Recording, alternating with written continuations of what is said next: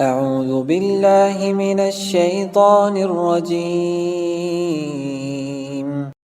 ولا تقتلوا النفس التي حرم الله إلا بالحق، ومن قتل مظلوما فقد جعلنا لوليه سلطانا فلا يسرف في القتل إنه كان منصورا.